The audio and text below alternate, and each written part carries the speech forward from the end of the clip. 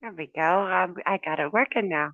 Had a little glitch there. How is everyone doing tonight? It's Robin. I am back with the video that I promised. I just got done making dinner and cleaning up that mess and taking my medicine. So I've been sick for a couple of weeks, so you haven't seen much of me. I did a video earlier with Brooke Adams. If you didn't see that, hop on over and check that video out. And I promised the recipe for my elderberry syrup. Now, I am going to do a little cheat sheet because I'm not feeling well and I don't feel like standing over the stove. I'm not up for it. But I did have some elderberry tincture in my fridge that I made earlier in the year. I think it was March. Yes, March. So this does have an alcohol base.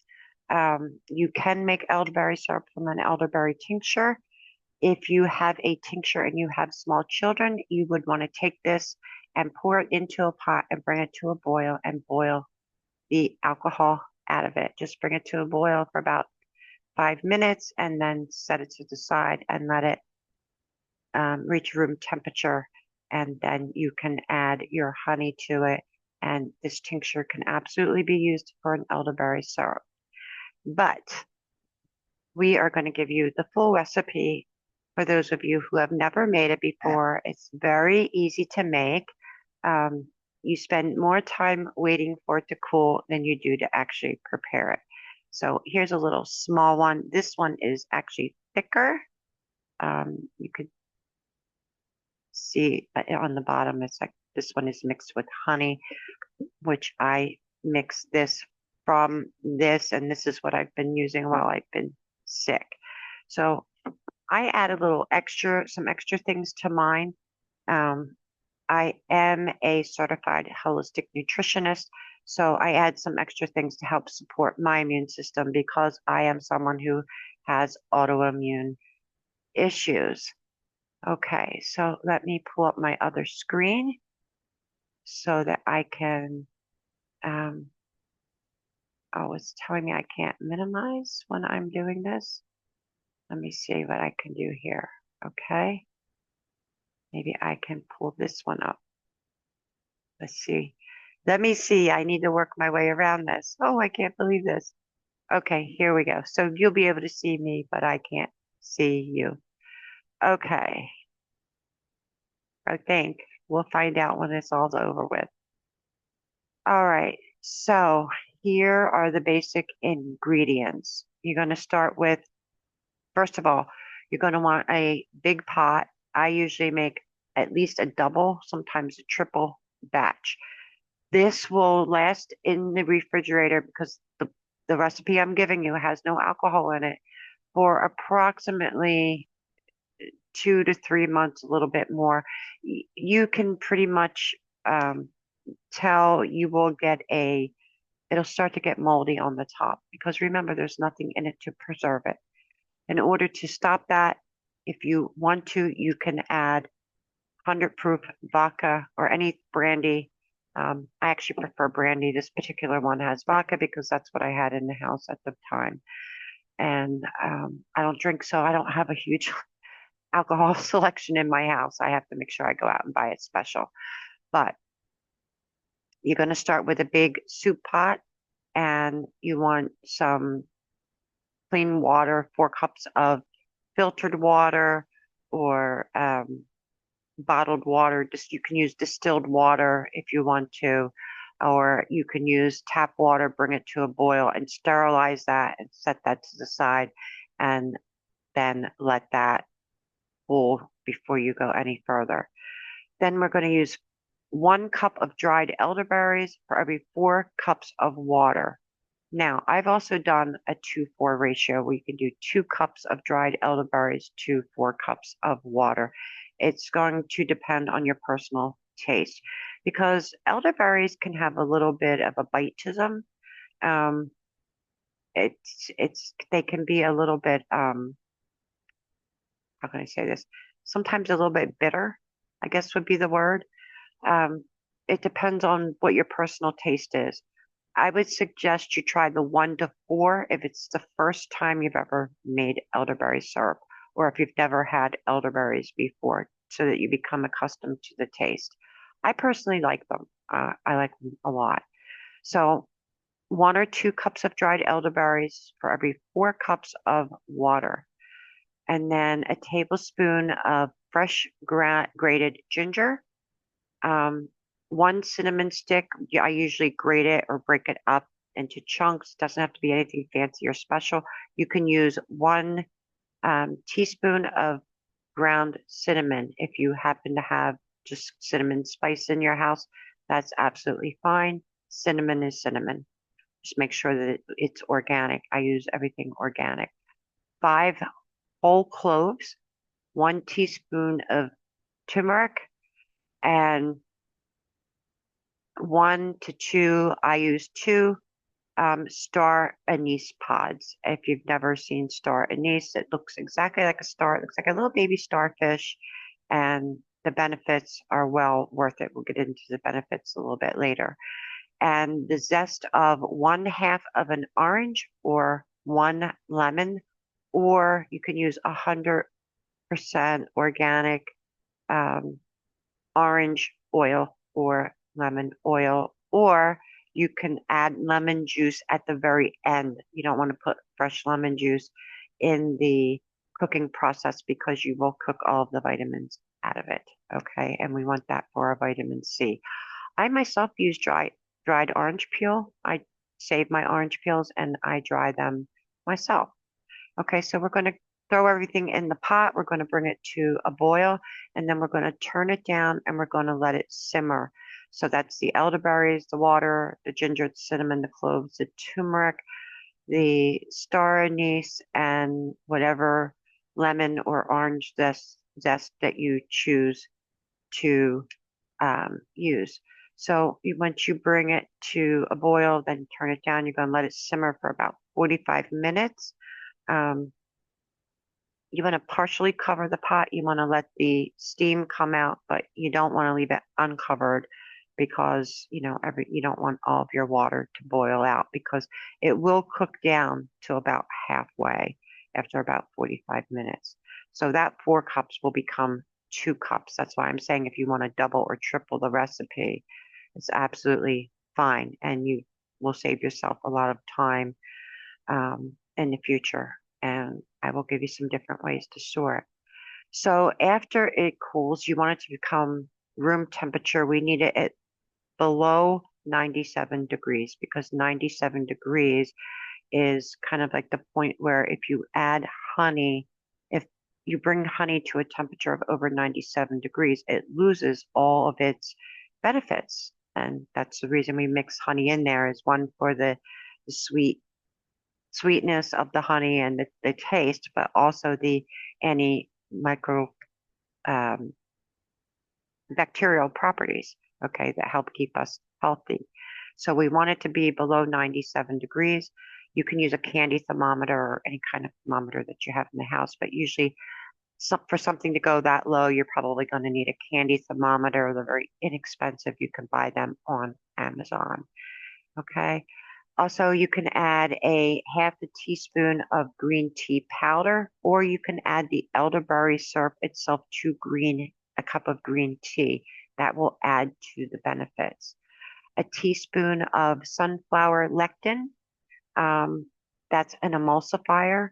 That is optional. I do it because I like the extra added health benefits.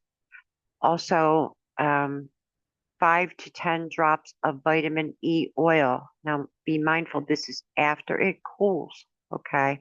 We don't want to cook out all of the vitamins that we're trying to add into our body. And 1 to 2 teaspoons of liquid B complex vitamins. That's for every 4 cups, okay? And as an option, if you're someone who has asthma or a lot of congestion, or lung problems in general. Like I have some asthma and I'm very prone to bronchitis and pneumonia. Um, that 1 drop of oregano, and it will change the taste a little bit, but it not enough that the benefits are worth the little bit of difference in the taste. And the honey covers up a lot. Okay. So after we bring everything to a boil and simmer for the 45 minutes, you're going to want to strain it because we do not want to eat the skin of the berry. The skin of the berry is not healthy for you. It will upset your stomach and it has a bitter, bitter taste. Okay, especially for children, it'll really upset their stomach. Um, you won't want it. It tastes nasty, really nasty. And it's hard to believe that something so good comes out of something that has a skin it's kind of tough and chewy and just not good at all. Okay, so we're going to want to strain everything once we get it to a temperature. You don't want to be mindful that it doesn't splash up and burn you, so you want to let it cool off as much as possible because you're going to need to be able to touch it as well. And we're going to line a strainer. Um, I use like something you would use like to sift, the real small strainer. You're going to line that with cheesecloth and you're going to slowly pour it through that cheesecloth. Underneath, you want to put that in. I use a big clear glass mixing bowl and I strain it into that mixing bowl. And I strain mine at least twice, sometimes three times. We want to make sure we get all of the skins and all of the sediment from the berries out of the liquid. Okay, and you can store it in any clear glass jar like this. This is just an old pasta sauce jar. Just sterilize it, run it through the dishwasher, let the jar dry. You want it to be fully dry before you put anything in there. Okay, and that's pretty much it. And then once it becomes room temperature, you can mix in the honey. It's 1 cup of honey for every um, every batch. Okay, so that remember that 4 cups of water will cook down to about 2 cups when it's done. So it's kind of a 2-to-1 ratio is what you want. You can add more honey. It's not going to hurt anything if you want to add more honey. If you like it thicker, that's absolutely fine. It depends on your personal taste. It's not going to take away from the benefits of the elderberry syrup itself. Okay, and then you can add in all of the other ingredients, all of the vitamins, um, a half a teaspoon of green tea powder, uh, a teaspoon of sunflower lectin, 5 to 10 drops of the vitamin E, um, the liquid vitamin B, um, and the 1 drop of oregano. Okay. You can also add in a 1/4 teaspoon of zinc powder. Okay. Now, I have done this both ways. I don't like the zinc in mine. To me, it gives the syrup like a little bit of a metal type of taste. So I take my zinc separately. Um, but you can add the zinc in if you don't mind that and you kind of like that taste. I just don't personally like it. You can do that. And let me give you a disclosure because children under 2 years old should not have honey. Okay. Their bodies are not able to process honey. So in place of honey, you can use maple syrup or caro syrup.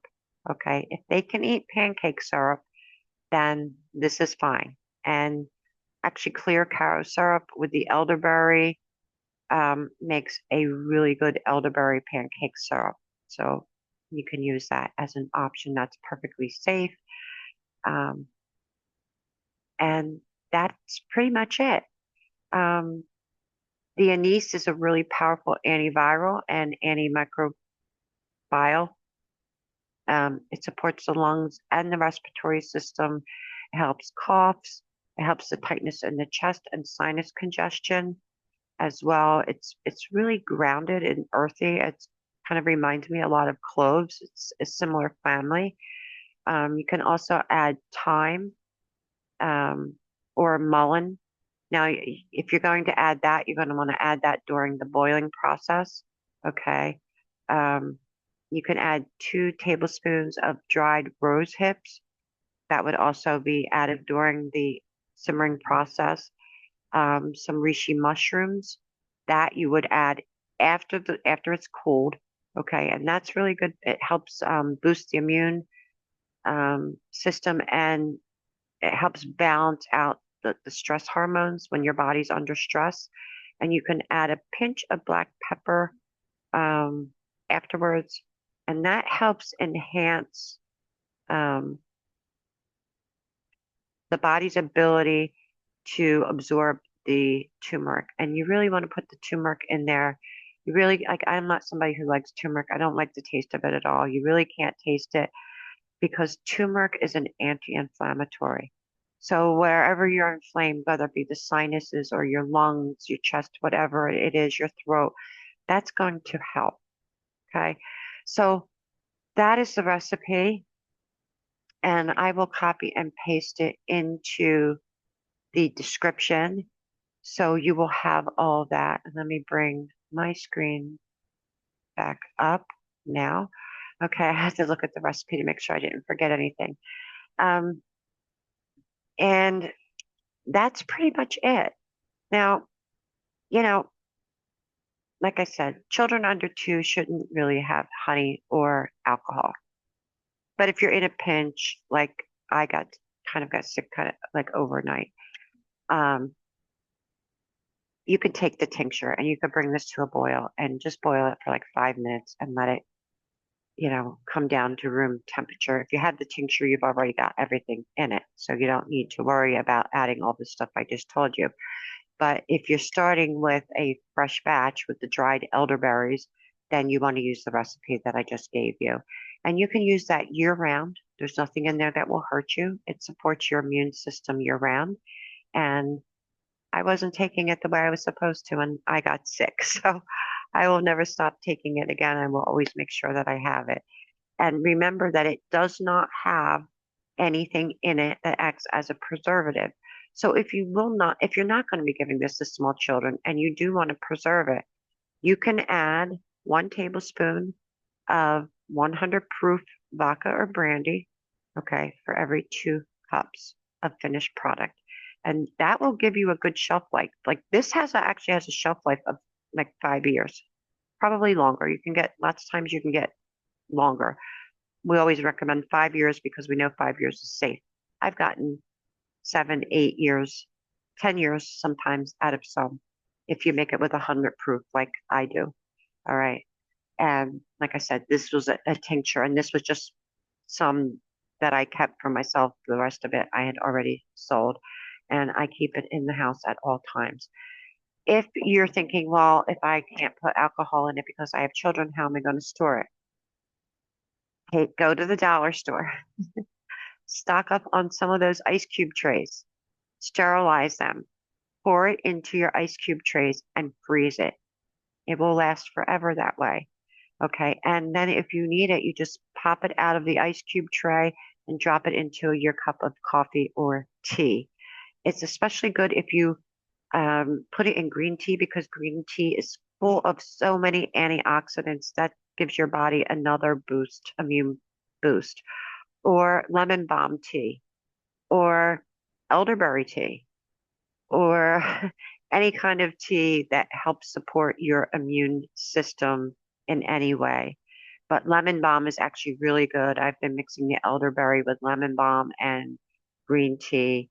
Um, I don't really like to do caffeine, so I try to stay away from things with caffeine in it, only because just I don't sleep well, and that doesn't help me when I have caffeine. So there's a lot of different ways you can use it. Without the alcohol, mix it in, like I said, with clear caro syrup. You could pour it over pancakes. Um, you really can't take too much of it. I want to just say, just be mindful. That's all. Don't give small children honey or alcohol. And me personally, like I said, this was made with vodka because that's what I had in the house at the time. I don't drink, so when I make this, I have to plan for it and buy. But it is actually really, really. I I think that brandy enhances the flavor more, especially like a blackberry brandy or a peach brandy. It seems to mix really well with blackberry brandy. So depending on whatever your personal taste is. So if you're going to be healthy, choose your flavor and use the elderberry syrup. And if you want to make a tincture, the tincture is really, really easy. You're going to take your dried elderberries and put them in a clean jar, and you're going to put 1/3 of this jar elderberries, and then you're going to fill the rest of the jar with your alcohol, and you're going to shake it up really well, and you're going to turn it upside down, and every day for 6 to 8 weeks, you're going to turn that jar and shake it, and then turn it and shake it. And then at the end of those 6 to 8 weeks, you're going to strain it through the cheesecloth, like I told you, and then you're going to just take it and pour it into a clean jar and put the lid on tight. It does not even have to be refrigerated. The alcohol will act as a preservative for you, and then you have your tincture on hand at all times. Like I said, if you don't have small children, that's a great way to keep it as well. If you don't have freezer space, if you do have small children, boil the alcohol out of it in the event of an emergency. And I think I have a tincture bottle in here. No, I don't. But if you want to put it in a tincture bottle and you want to take it every day, you want to take like 1/2 of a dropper every day, once or twice a day for an adult. And for a child, you want to use glycerin instead of alcohol, and that actually works as a preservative as well, and it does not have to be refrigerated.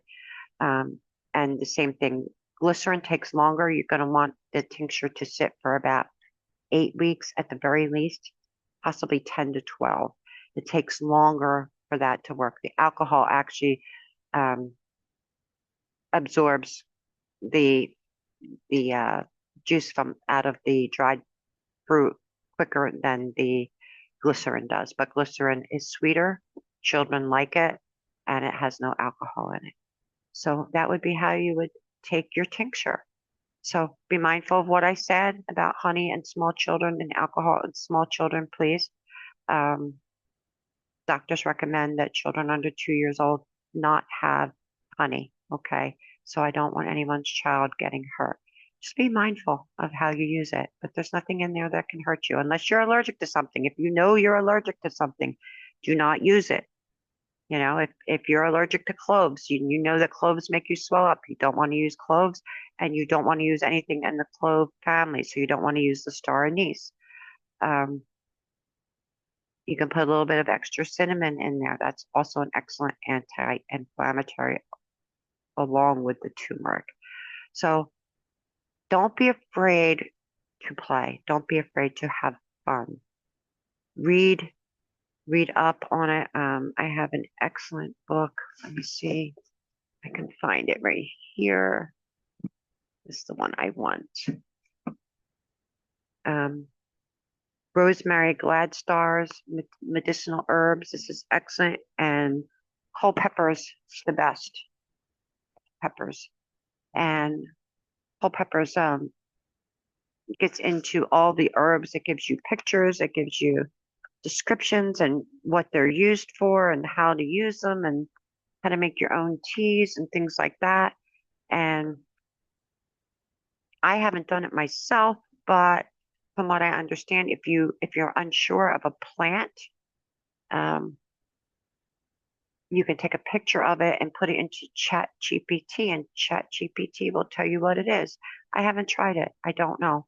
But that's my understanding is that AI is actually getting really, really good with some of this stuff. So one day maybe I'll get to it, but right now I just don't have the time.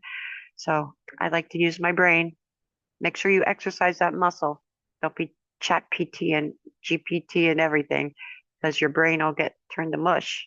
We don't want to get you all healthy, then have your brain turn to mush. So that is the recipe for everyone. I hope you all have a beautiful, blessed night. And remember, do not add the honey and the other ingredients until that tincture gets below 97 degrees. Okay. And you might even want it to be a little bit cooler than that, because when you get to the point where you're straining it through the cheesecloth, towards the end, when all of the berries come out, you're going to want to have a pair of rubber gloves because it'll stain anything that it touches. Okay. It's kind of like beet juice. Anything it touches, it's there forever.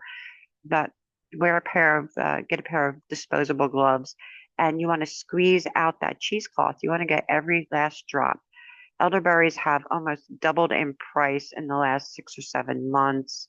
I just restocked recently and I literally paid almost twice as much as I did I like 6 or 7 months ago. Well, I made this tincture in March. So when I made this tincture in March was when I used up the end of it. So, and that was from what I had from last, I guess, October, because I made a huge batch for Christmas and gave it out to everyone to keep them healthy over the holidays. I didn't want them to get sick and I didn't want to get sick, but it's worth the money, and especially if you use organic products, and it's something that, you know, can't hurt you. I would say a teaspoon a day for maintenance. And if you're sick, you can up that to, a couple teaspoons 2 to 3 times a day. Put it in your tea, put it in your coffee, put it just in some warm water or add it to some juice. But you don't want to add it to anything really cold because the honey's going to thicken. It's not going to dissolve, and you want it to dissolve so that it will be soothing to your throat. Um, Maybe try a little bit of hot chocolate. I've never tried that. Maybe I'll try that this year. So that's it, everyone. I hope you have a beautiful, blessed night. I hope that you stay well, or day, wherever you are in the world. And I hope that you stay well. And I just want to wish you a beautiful, beautiful day and remind you to please subscribe. I notice that a lot of people are watching, but not everyone's subscribing. And like this video and share this video. And for more recipes, my new website's almost complete. You are able to view it, but you're not able to download anything yet. But there'll be some free recipes and some information on there. So you might want to check out our section on tinctures, which I am still working on. So just give it a couple of weeks and all of that information will be in there and available for you. So, and that will be at the bloominglotuslife.com, which is owned and operated by Bell's Mountain, which is our LLC company. So please remember to like and share and have a beautiful, beautiful rest of your day or night. God bless.